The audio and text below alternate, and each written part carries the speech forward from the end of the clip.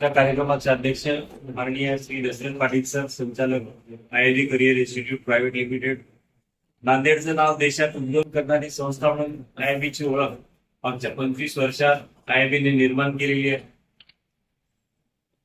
आज नांदेडचं नाव देशातल्या टॉप 3 शहरांमध्ये घेतलं जातं.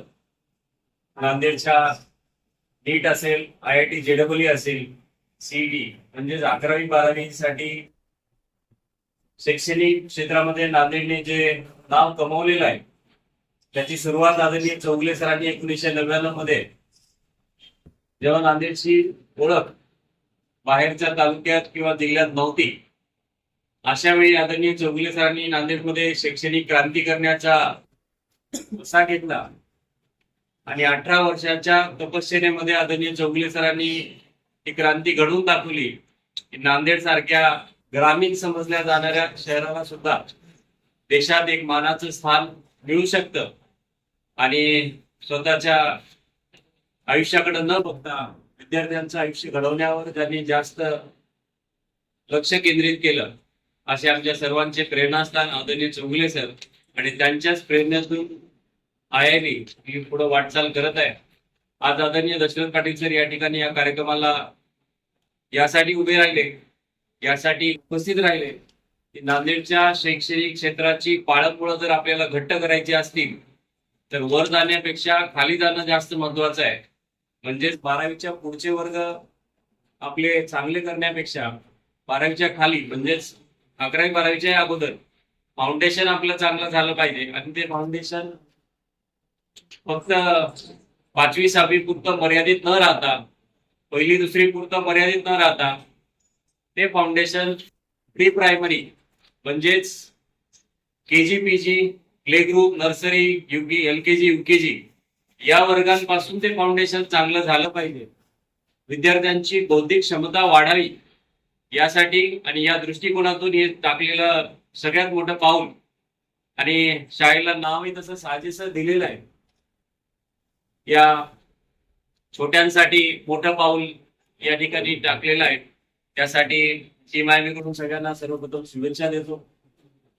या कार्यक्रमासाठी उपस्थित सर्व मान्यवर, मंचावर उपस्थित माझे सहकारी आदरणीय Santosh Patil sir, Nagesh Kalyankar sir, Chaudhari sir, सर्वांचं मी आयबीच्या वतीने या ठिकाणी स्वागत करतो. आणि प्रो माइंड्स या नव्याने स्थापन झालेल्या युनिटला पुढील वाटचालीस अनेक अनेक शुभेच्छा. विशेषतः आताच सरांनी उल्लेख केला, न्यू एज्युकेशनल पॉलिसी जी नव्याने भारतीय शिक्षण मंत्रालयाकडून जारी करण्यात आलेली आहे, 2030 पर्यंत त्याचं इम्प्लिमेंटेशन होणार आहे. आणि नवीन एज्युकेशनल मॉड्यूल जे आहे त्यामध्ये पहिले 5 वर्ष हे प्री प्रायमरी एज्युकेशन म्हणजे विद्यार्थ्यांच्या आयुष्यातील जे महत्वाचे वर्ष मानले जातात, इतर कुठल्याही टप्प्यांपेक्षा 5, पुढचे 4, माफ करा, 5, 3 आणि 4 अशा टप्प्यांमध्ये इथून पुढे एज्युकेशन सिस्टीम चालणार आहे. त्या नवीन एज्युकेशन पॉलिसी सोबत सरांनी हेही सांगितलं, भारतीय संस्कृतीची आपल्याला जोपासना कशी करता येईल याचाही या ठिकाणी विशेष काळजी त्या ठिकाणी घेतली जाणार आहे. मग त्यामध्ये अनेक पद्धतीने, जसं की पाश्चिमात्य पद्धतीने सुद्धा शिकवलं जाऊ शकतं. त्यात मॉन्टेसरी मेथड आहे आणि भारतीय शिक्षण प्रणालीमध्ये त्याला ECCE म्हणजेच early childhood care and education या परावलीमध्ये, या एका डॉक्युमेंटमध्ये सर्व माहिती प्री प्रायमरी एज्युकेशन साठी उपलब्ध आहे.